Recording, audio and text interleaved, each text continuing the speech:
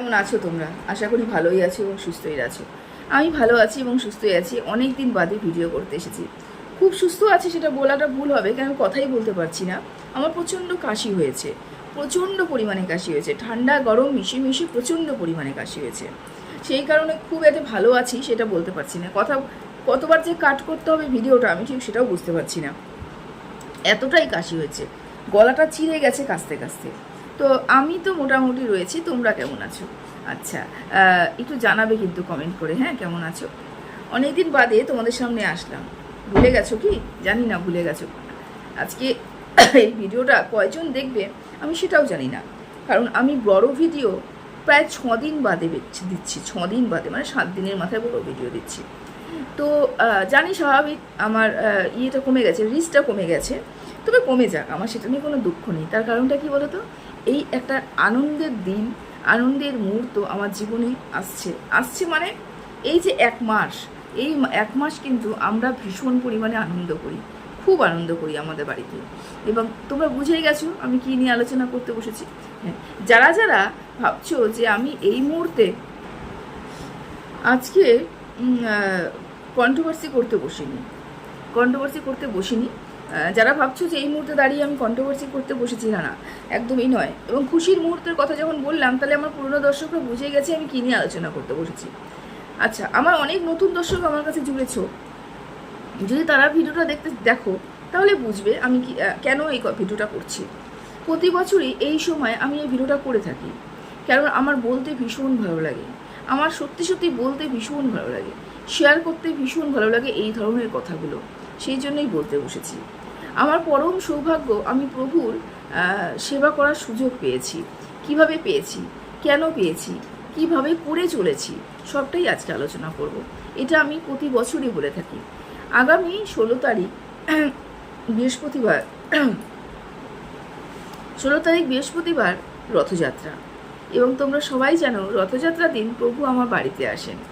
হ্যাঁ, প্রভু আমার বাড়িতে আসেন। এবং আমি ওই 9টা দিন সুযোগ পেয়েছি প্রভুর সেবা করার। আমি সুযোগ পাওয়ার কেউ নই, প্রভু ডেকেছেন বলেই আমি এসেছি। প্রভু আমাকে চেয়েছেন যে আমি প্রভুর সেবা করব, সেই কারণে কিন্তু এই সুযোগটা প্রভু আমাকে দিয়েছেন। হ্যাঁ, আমি জগন্নাথ দেবের মাসি, এবং এই মাসির পথটা আমাকে প্রভুই দিয়েছেন।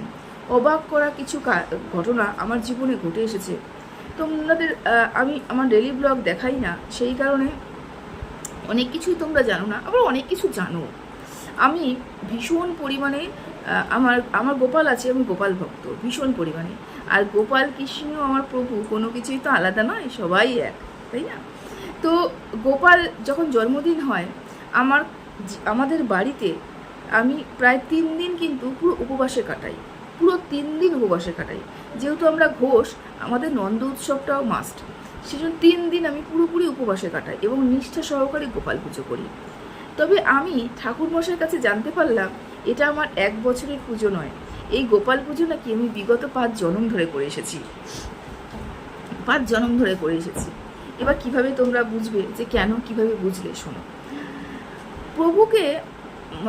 প্রভুর মাসি হওয়ার সুযোগটা আমাকে প্রভুই দিয়েছেন। আমি প্রভুর মাসি হতে পেরেছি, এটাই আমার এই জীবন সার্থকতা। আমি শুধু বলবো এই জন্ম আমার সার্থকতা নয়, বিগত যে জন্ম আমি কাটিয়ে এসেছি বা আগামী যে জন্ম আমি নেব, সব জন্মেই জানি না মানুষ রূপে আসবো কি না, যেই পরিস্থিতিতে আসি, যেই রূপেই আসি না কেন, প্রত্যেকটা জীবন সার্থকতা আমি মনে করি। এই জন্মে আমি আমার প্রভুর সেবা করার সুযোগ পেয়েছি। এই সেবা করার সুযোগের ঘটনাটা একটা অদ্ভুত ঘটনা। সেটা হচ্ছে আমাদের বাড়ির এলাকাতে সেখানে জগন্নাথ মন্দির রয়েছে। সেই জগন্নাথ মন্দিরে কিন্তু এক ঠাকুরমশাই থাকেন। সেই ঠাকুরমশাই ছোটোবেলার থেকে, প্রায় বলতে গেলে ছোটোবেলার থেকেই তিনি গোপাল সেবা করতেন, তারপরে জগন্নাথ সেবা করেন। এবং তাকেই কিন্তু আমাদের অনেক বয়স্ক, তাকে কিন্তু আমাদের প্রভুর সেবা কাজে রাখা হয়েছেন। এবং তিনি ঠাকুরমশাই দিনে 3বার 4বার করে কিন্তু প্রভুর ভোগ দেন, এবং প্রভুর কোনটা ভালো কোনটা খারাপ সব সিদ্ধান্ত কিন্তু তিনিই নেন। প্রভু তাকে চুজ করেছেন আর কি। সেই ঠাকুরমশাই একদিন হঠাৎ এসেছে আমাদের বাড়িতে, এবং এসে বলছে তোমার মেয়েকে, আমার মাকে এসে বলছে তোমার মেয়েকে কিন্তু জগন্নাথের মাসি হতে হবে। আমার মা ভয় পেয়ে গেছে প্রথমে। আমার মা বলছে, না না না, আমার মেয়ে চাকরি করে, আমার মেয়ে 2টো সন্তান রয়েছে, আমার মেয়ে পারবে না। মা গভীরতাটা বুঝতেই পারেনি, মা পাঠিয়ে দিয়েছে। এরকম করে 3বার ঠাকুরমশাই আমাদের বাড়িতে এসেছে। শেষের বার আমার বাবা বলেছে, তুমি যে বলছো এই কথাটা, আমার বাবা আমার মাকে বলছে, তুমি যে এই কথাটা বলছো, তুমি বুড়ির কাছ থেকে একবার জেনে নিয়েছো? বুড়ি মানে আমি। আমার বাবা আমাকে ভালোবেসে বুড়ি বলে। আগাগোড়াই ছোটোর থেকে, জন্মের পর থেকে আমি বাবার মুখে বুড়ি ডাকটাই শুনেছি। তো বুড়ির কাছে শুনেছো কি? তো আমি, মা তোর বল না, ওর কাছে শোনার কিছু নেই, ও পারবে না। আমার মা জানে আমার পরিস্থিতি কেমন, মানে আমার এতটাই চাপ যে এই 9টা দিন আমি প্রভুর সেবা করব, 4 বেলা প্রভুর সেবা করব, এটা আমার পক্ষে সম্ভব নয়। মা কিন্তু ঠাকুরমশাইকে সেই কারণেই আমাকে না জানিয়ে না করে দিচ্ছিল। ঠাকুরমশাই আবার এসেছে, 4বারের বার যখন ঠাকুরমশাই এসেছে, ঠাকুরমশাই বলেছে যে, ঠাকুরমশাই এইটা কথাই বললো যে, বা তোমাদের বাড়িতেই কিন্তু বারবার করে প্রভু পাঠাচ্ছে আমাকে। আমি জানি না ঠাকুরমশাইকে প্রভু কিভাবে আদেশ করেছেন, আমি জানি না প্রভু প্রভু কীভাবে ঠাকুরমশাইকে বলেছেন, বা কেনই বা ঠাকুরমশাই আমাদের বাড়িতে এসেছেন, আমাকেই বাবা কেন চুজ করেছেন, এটা একটা রহস্য। আমি আজও ঠাকুরমশাইয়ের কাছ থেকে শুনতে পারিনি সে কথাটা, কিন্তু ঠাকুরমশাই বলেছে যে প্রভু তোমাকে চুজ করেছে প্রভুর জগন্নাথের মাসি হওয়ার জন্য। তারপরে মা আমাকে বলেছে, আমি একবারও দ্বিধাবোধ করিনি, আমি চিন্তা করিনি কতটা কষ্ট হবে, আমি চিন্তা করিনি আমি পারবো কি পারবো না, আমি ছুটি পাবো কি পাবো না, 2টো বাচ্চাকে সামলে আমি 9টা দিন শুধুমাত্র প্রভুর সেবা করতে পারবো কি পারবো না, আমি একবারও চিন্তা করিনি। আমি একবারও চিন্তা করিনি ওই 9টা দিন কিন্তু ঘুমোনো হবে না। আমি চিন্তাই করিনি ও 9টা দিন আমার জীবনে একটা অন্য রকমভাবে যাবে, কীরকম কাটাবো, আমি পারবো, আমি এত দায়িত্ব নিতে পারবো, আমি কিচ্ছু চিন্তা করিনি। আগে না পিছিয়ে আমি কিচ্ছু চিন্তা করিনি। আমি কি করেছি বলে তো, ডাইরেক্ট হ্যাঁ বলে দিয়েছি। হ্যাঁ, সেই তবের থেকে আমি প্রভুর মাসি। এবং এই মাসি হওয়ার আমি আমি বুঝতাম না মাসি কাকে বলে। আমি জানতাম মাসির বাড়িতে যায়, মাসির দায়িত্বটা কী, কীভাবে মাসির দায়িত্ব পালন করতে হয়। যত দিন যাচ্ছে তত বুঝতে শিখেছি। আমি এতটাই ব্যস্ত থাকি সেই সময়, তোমাদের সাথে না ছোটো ছোটো ক্লিপ আমি শেয়ার করতে পারি না, কারণ আমি এতটাই ব্যস্ত থাকি। আমি চেষ্টা করব এই বছর শর্ট ভিডিও, ছোটো ছোটো 2 মানে 20 সেকেন্ড 30 সেকেন্ড করে ভিডিও দেওয়ার আমি চেষ্টা করবো। সারাদিন আমি কী করছি তোমাদের সাথে শেয়ার করার। আমি যখন প্রথম মাসি হয়ে প্রভুর সামনে এসে দাঁড়ালাম, এবং যখন হাজার হাজার লোকের মাঝখানে ওইখান থেকে রথ টানতে টানতে আসে, প্রভুর মন্দির থেকে রথ টানতে টানতে আসে, মার বাড়ির থেকে রথ টানতে টানতে আসে, এবং আমার বাড়িতে এসে রথে থামে। এবং প্রভু, এই যে নামাবো প্রভুকে, আমি মানে প্রভুকে নামাতে গেলে না আমার একটা কুলা লাগে, কুলার মধ্যে ধান লাগে, ধান মধ্যে কলা থাকে, 5টা ঘিয়ের প্রদীপ থাকে, হ্যাঁ এটা থাকে। তো কিছু করি থাকে, যা জান যেরকম যেরকম নিয়ম আর কি থাকে। তো আমি যখন প্রথমবার এগুলো সাজাচ্ছিলাম, তখনও প্রভু যখন আসেনি, তখনও আমার অনুভূতি নেই। আমি জানি আমাকে মাসি করা হয়েছে, অনুভূতিটা নেই। ঠিক অনুভূতিটা কখন এসেছে বলো তো, যখন হাজার হাজার লোক দাঁড়িয়ে আছে এবং আমার ডাক পড়েছে, ওখান থেকে খবর এসেছে, মাসি প্রভু বেরিয়ে গেছে, তুমি তৈরি তো প্রভুকে বরণ করে নামানোর জন্য। মাঠ, আমাদের বিশাল বড় মাঠ, মাঠে হাজার হাজার লোক দাঁড়িয়ে আছে। সেখানে আমি ঘিয়ের 5টা প্রদীপ নিয়ে আর কুলো নিয়ে, শাড়ি পরে মাথায় ঘোমটা দিয়ে দাঁড়িয়ে আছি প্রভুকে বরণ করব বলে। ওখানে সবাই আমাকে মাসি বলেছেন, মাসি প্রভু এসে গেছে, তাড়াতাড়ি আসো, বরণ করতে হবে। আমি প্রভুকে বরণ করি, বরণ করে ইসের থেকে নামাই, রথের থেকে নামাই। আমার ভাই ঝাঁটা দেয়, আমার নিজের ভাই ঝাঁটা দিতে দিতে আসে, ঝাড়ু দিতে দিতে আসে, আমি প্রদীপ নিয়ে আসি, পেছনে সবাই প্রভুকে মাথা করে নিয়ে আসে। বলদেব, আমাদের সুভদ্রা মাতা এবং আমাদের প্রভু জগন্নাথকে নিয়ে আসে। আমি ওখানে একটা বিছিয়ে রাখি, আসন বিছিয়ে রাখি, সেখানে প্রভুকে বসানো হয়। আমি আশীর্বাদ করি 3জনকেই, তারপরে মিষ্টি মুখ করি, রুমাল দিয়ে মুখটা মুছাই, জল টল পান করাই, তারপরে প্রভুকে উঠিয়ে, হ্যাঁ আমাকে উঠাতে হয়, প্রভুকে আমি উঠিয়ে আসনে বসাই, যেই আসনে 9 দিন পুজো হবে সেই আসনে বসাই প্রভুকে। সেদিনটা আর কোনো বিরক্ত আমরা কেউই করি না, সারাদিন প্রচুর ধকল গেছে প্রভুর, রাত্রেবেলা আমরা সেদিনকার কিছুই বিরক্ত করি না। মিষ্টি, আমি যে মিষ্টি মুখ করালাম ওটা খেয়েই কিন্তু, আমার হাতে ওটা খেয়েই কিন্তু প্রভুকে আমরা সেদিনকে শয়ন দিয়ে দিই। কার্যকারী কাজ শুরু হয় পরের দিন থেকে, ভোর সকাল 5টা বাল্যভোগ, দুধ বাতাসা, তারপরে 7:30টার মধ্যে আমরা দিই খই, আতপ চালের যে চিড়েটা হয় না, চিড়ের খই, দই, কলা, কাঁঠাল, প্রভুর প্রিয় ফল, যা ফল ফলাদি থাকে সব, সেটা ভোগ হয়। দুপুরবেলা আমরা অন্ন ভোগ দিই, এবং সন্ধেবেলা কিন্তু আবার সুজি, লুচি, মালপোয়া, আমরা অনেক কিছু বানাই, যে যেরকম পারি তো বানাই। এই 4 বেলা আমি প্রভুকে ভোগ দিই। এই 9টা দিন প্রভুকে ছোঁয়ার অধিকার কারণ নেই মাসি ছাড়া। মাসির হাতে প্রভু অন্ন গ্রহণ করে, মাসি আমি অন্ন গ্রহণ করাই, আমি আরতি দিই, আমি হাওয়া করি, আমি সব কিছু করি। 5 বাড়ির থেকে ভিক্ষা নিয়ে আসি, হ্যাঁ আঁচল পেতে ভিক্ষা করি, আমার প্রভুর জন্য 2টো অন্ন তোমরা দাও। আমি 5 বাড়িতে ভিক্ষে করি, গামছা গলায় দিয়ে 5 বাড়িতে ভিক্ষে করি, যে আমার তো সাধ্য নেই, সত্যি আমার 1 টাকারও সাধ্য নেই যে আমি প্রভুকে গ্রহণ করাবো প্রসাদ, বা আমি ভোগ নিবেদন করব, এবং আমি 10টা মানুষকে খাওয়াবো, সেই ক্ষমতা কিন্তু আমার নেই। কিন্তু প্রভু কেন আমাকে চুজ করেছে? তোমাদের সবার আশীর্বাদে, প্রভুর আশীর্বাদে আমাদের প্রতিদিন শুরুর দিনে প্রায় 400-500 লোক খায়। সেটা 9 দিনের যেদিনকার ঠেকে উল্টারথ, সেদিনকার 2200-2300 লোকের অন্ন গ্রহণ করি আমরা, অন্ন গ্রহণ করাই আমরা মুখে। কীভাবে করি? প্রভুর কৃপা ছাড়া এটা সম্ভব নয়। আমার একটা লোকেরও 3 বেলা অন্ন গ্রহণ করানোর মতন ক্ষমতা নেই। প্রভুর দ্বারা আমি করছি, প্রভু আমাকে দিয়ে করাচ্ছে, আমি করছি। সবাই আসে, সবাই সাহায্য করার জন্য আসে। মাসির কিছু লাগবে, মাসি তুমি যা বলবে আমরা তাই করতে রাজি আছি। এগুলো পাওয়া, বিশ্বাস করো, এগুলো পাওয়া, এগুলো প্রভুকে পেয়েছি কিভাবে আমি জানি না, সত্যি আমি জানি না। আমি গামছা গলায় দিয়ে নামি রাস্তায়, প্রতিদিন 5টা বাড়ি করে ভিক্ষা করি। আমি কিন্তু ডিসাইড করি না আমি কোন বাড়িতে ভিক্ষা করতে যাব, আমি ডিসাইড করতে পারি না, আমি নেমে পড়ি, এবং আমাকে মনে হয় প্রভুই আদেশ করেন অমুক বাড়িতে যা, তো অমুক বাড়িতে যা।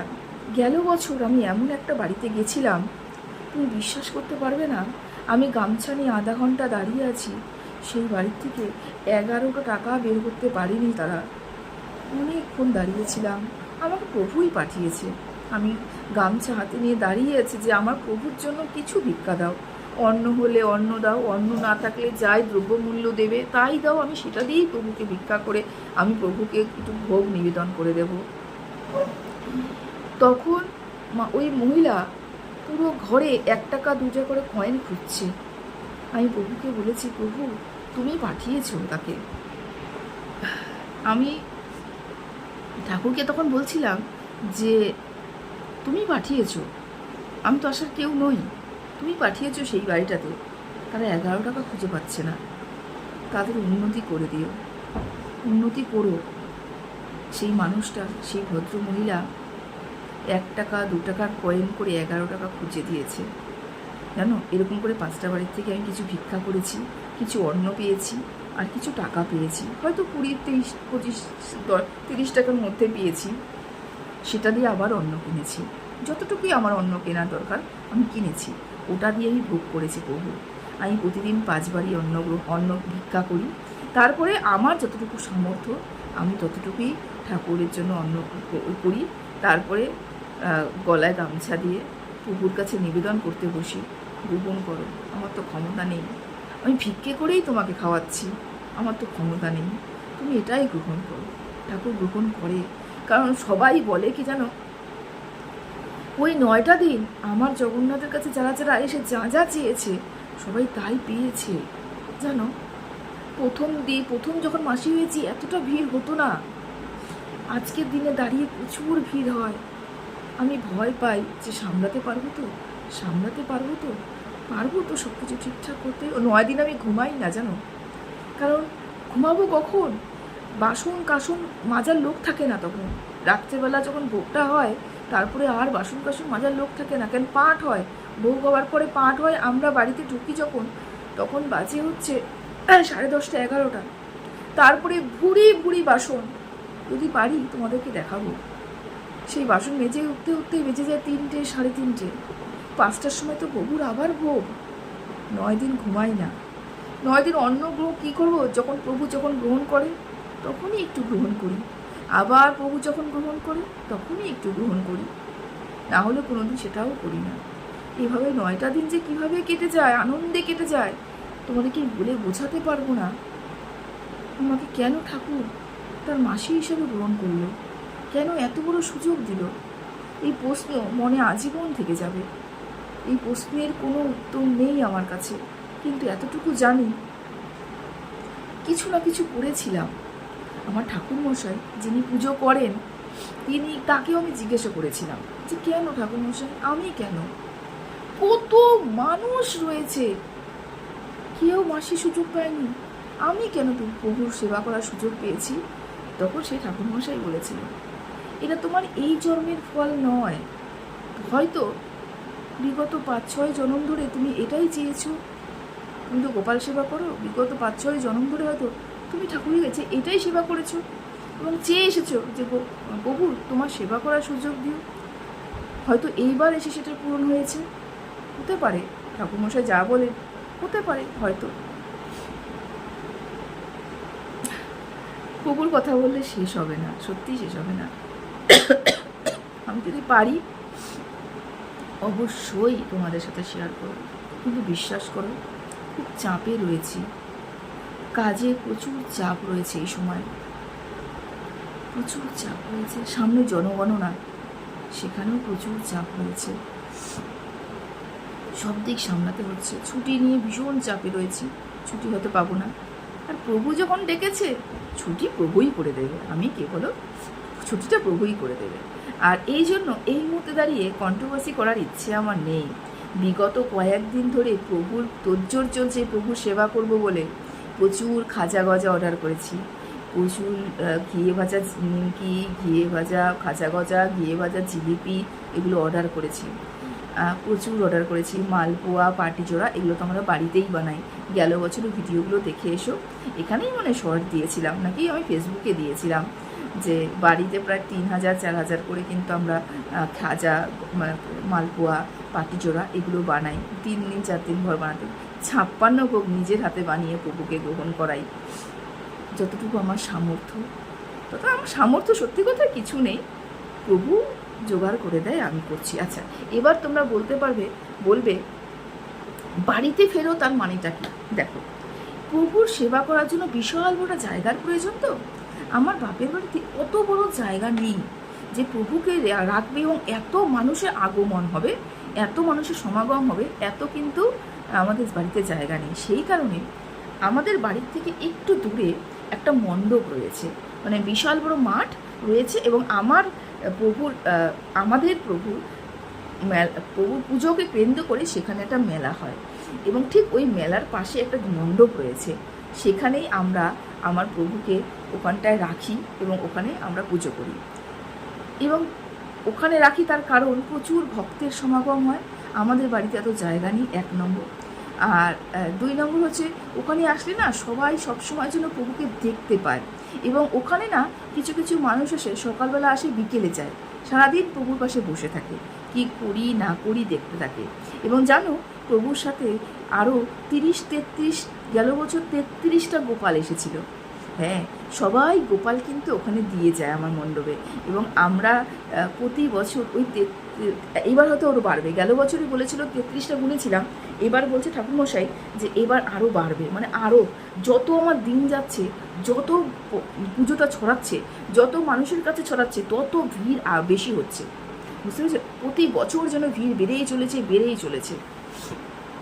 তো গেল বছর 33টা গোপাল এসেছিল প্রভুর সাথে। 33টা গোপালই কিন্তু ওখানে বসেছিল এবং সেবা নেয়। হ্যাঁ, চারোবেলা কিন্তু আমি সেবা দিই সমস্ত গোপালকে, সমস্ত আমাদের বলদেব আর সুভদ্রা মা আর প্রভু জগন্নাথকে। এই কারণে আর একটা কথা, সেটা আমার ভাই হচ্ছে জগন্নাথ দেবের পরম ভক্ত। আমার ভাই প্রভু জগন্নাথকে তুই তাকারি করে কথা বলে, নিজের ভাইয়ের মতন কথা বলে। প্রভু তাকে সাড়া দেয়, এটা জানো তোমরা? প্রভু তাকে সাড়া দেয়, প্রভু বলে দেয় কোন জায়গায় কী করবি, কোন জায়গায় কী করবি না। ওই 9টা দিন যে প্রভু মণ্ডপে থাকে, আমার ভাই বিছনায় শয় না গিয়ে, জানো, ঘরে ফেরে না। আমার ভাই ওই মণ্ডপের ওই চত্বরে শুয়ে থাকে, পুরোটা শেড দেওয়া, কিন্তু ঝড় বৃষ্টি তো হয়, ঝাপটা আসে। প্রভুর গায়ে ঝাপটা আসে না, প্রভুর গাটা পুরোটাই আমাদের পাকা করা, ওয়াল দেওয়া, কিন্তু নিচে যখন যেখানে ঠাকুর বসে, মানে যেখানে ভক্তরা বসে, সেখানে তো ঝাপটা আসে। আমার ভাই ওখানেই শুয়ে থাকে। আমার ভাইয়ের একটাই কথা, প্রভু ওখানে বসে রয়েছে, আমরা ঘরে এসে এরকম করে শুবো? তুই শো, তোর দরকার আছে রেস্টের, আমি প্রভুর কাছেই শুবো। আমার ভাই 9 দিন ওইখানেই শুয়ে থাকে। জানো, প্রতি বছর একবার করে হাতি বেরোয়, প্রচণ্ড ভয় পাই। হাতি বেরোয়, চিতা বাঘ বেরোয়, জঙ্গল তো। আমার ভাই কিন্তু প্রভুকে আঁকড়ে ধরে থাকে 9টা দিন ওইখানটায়। রাতে এই 9 দিন আমার ভাই ঘরে শুবে না, ওখানেই শুবে। এটা হচ্ছে ভাইয়ের ভক্তি। জানি না ভক্তি কতটুকু করে উঠতে পেরেছি, তবে এবার যদি পারি অবশ্যই দেখাবো বরণ করা কীভাবে। আচ্ছা, একটা কথা বলে রাখি, সর্বপ্রথম আমি আমার মাকে, যেহেতু আমি আমার মা রয়েছেন এবং মাকে আমি সর্বশ্রেষ্ঠ গুরু মনে করি, সেই কারণে আমি কিন্তু সর্বপ্রথম আমার মাকে দিয়েই প্রভুকে বরণ করাই। নেক্সট আমি বরণ করি। সমস্ত কিছু তোমাদের সামনে তুলে ধরবো যদি পারি।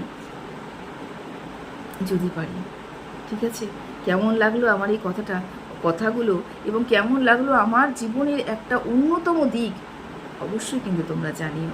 অপেক্ষা করো, আমার প্রভু কিন্তু আসছে। আর একটা কথা, মঙ্গলবার, হ্যাঁ, আগামীকাল আমি কিন্তু চলে যাচ্ছি বাপের বাড়িতে। হ্যাঁ, প্রভু আসছে, ঘরবাড়ি ঠিক করতে হবে না, ঘরবাড়ি পরিষ্কার করতে হবে না, প্রভুর জায়গা পরিষ্কার করতে হবে না, ফুল দিয়ে সাজাতে হবে না, তার জন্য ব্যবস্থা করতে হবে না, সব কিছু করতে হবে। আর বিশ্বাস করবে না, প্রচুর জামা কাপড়ও কিনেছি এই বছর। চলো, এতটুকুই রাখলাম। সবাই ভালো থেকো, সুস্থ থেকো। প্রার্থনা করো আমার যাতে শরীর তাড়াতাড়ি সুস্থ হয়ে যায়।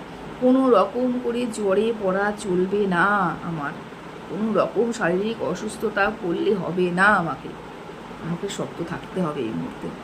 তোমাদের ভালোবাসা আমার সাথে রেখো, ঠিক আছে? তো চলো, টাটা।